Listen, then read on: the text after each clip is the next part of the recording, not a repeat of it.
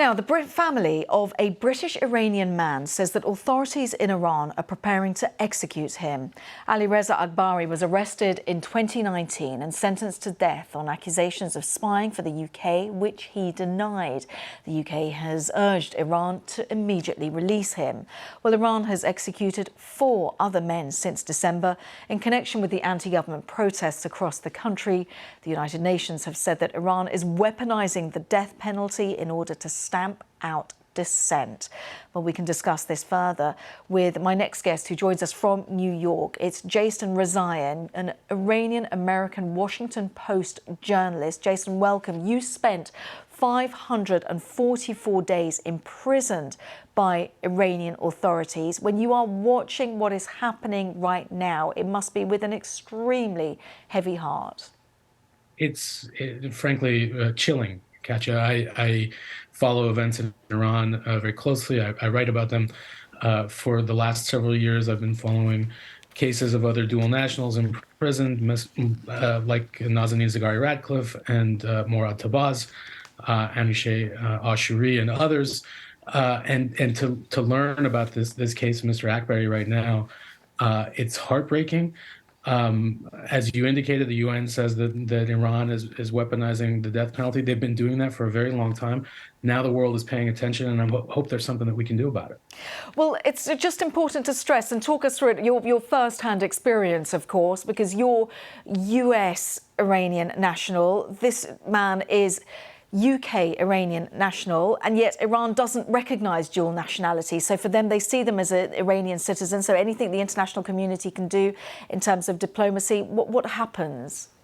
Well, to be honest, they say that they don't recognize your nationality, but they recognize it very clearly when they arrest you and take you hostage and try and leverage you for concessions against your home government, which was the case in my imprisonment, the others that I mentioned, and many more throughout the past. So it's a very difficult quandary that the British government finds itself in. But they owe a responsibility to this man who's a citizen of your nation. Democratic countries have a specific responsibility and accountability to protect citizens, even when they're in hostile environments like Iran. So I hope that behind the scenes that things are happening, although we never know about those until someone is freed. We have audio of Mr. Akbari saying that he was tortured, that he was forced to give a confession. What was your situation like in terms of your experience in Evin prison, the most notorious prison in Iran?